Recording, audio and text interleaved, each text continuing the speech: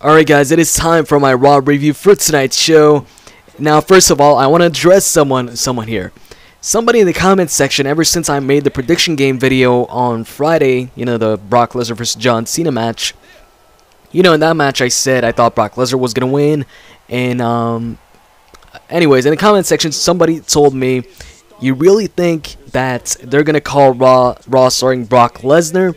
I said I think they're at least going to, you know, put Raw starring Brock Lesnar in the intro package of Raw. He said he still didn't think they'd do that. And you know what? If you watch Raw tonight, they did that. At the end of the intro package, they showed Brock Lesnar a couple of times, and it said Monday Night Raw starring Brock Lesnar. Even though it was only for this week, they still did it. So anyways, let's get back on topic here. We get back to the show.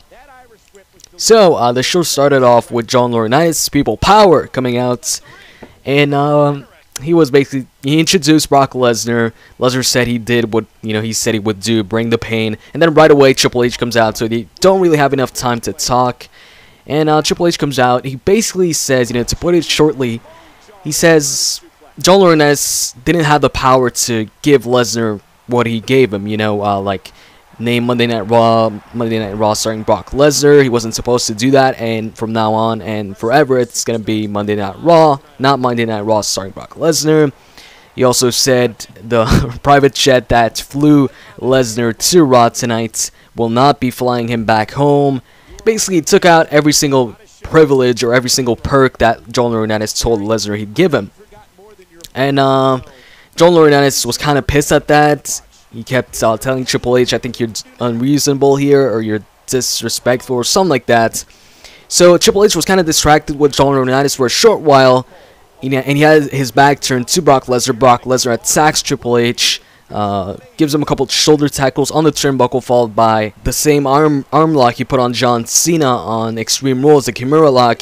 He puts it on Triple H, and then they claim that he broke Triple H's arm. So, you know, at that point I'm like, okay, I'm pretty sure that John Cena's injury was basically BS. It was a storyline injury, like somebody pointed out in the comment section of my Extreme Rules review as well. So he's right. So anyways, afterwards you had Eve Torres. She came out and she announced that we're gonna have a series of beat the clock matches to determine who's going to be the new #1 contender for CM Punk's championship at Over the Limit. And it starts off with The Miz versus Santino, a rematch from Extreme Rules, a beat the clock match. The Miz wins in quick fashion. He wins in about 4 minutes and 18 seconds.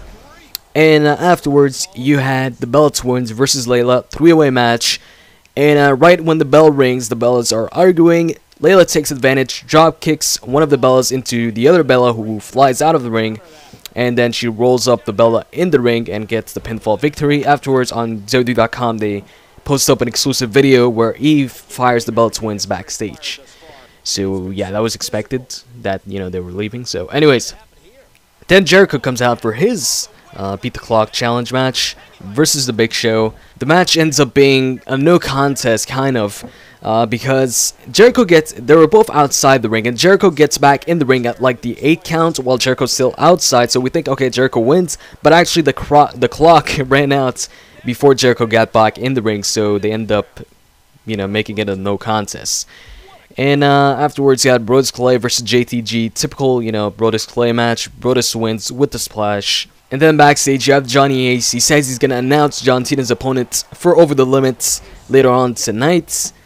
And afterwards, the third beat the clock match, Randy versus Jack Swagger, and Randy beats The Miz this time, so now he's the time to beat. And afterwards, you have R-truth and Kofi versus Epico and Primo, tag team titles on the line, and Kofi and R-truth win after Trouble in Paradise.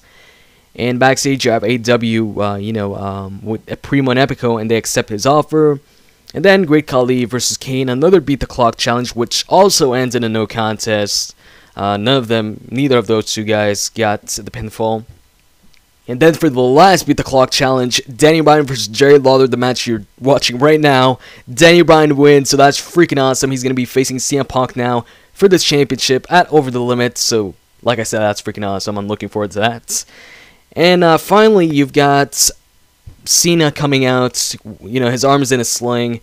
Johnny Ace comes out, and then he brings out Lord Tensai, And Lord Tensai comes out, so we're like, okay, Tensai is going to be his opponent at Over the Limit. That was expected. But instead, while Cena's distracted with Lord Tensai and his manager, Johnny Ace attacks John Cena from behind, and he announces that he's going to be John Cena's opponent. And afterwards, he keeps attacking John Cena on the arm, which basically confirms that John Cena's injury was pretty much bullshit and a storyline. So anyways, Raw was okay tonight. In my opinion, the best part of the night for me was definitely Danny Bryan becoming the new #1 contender. So anyways, hope you guys enjoyed this video, and if you did, please click that like button. See ya.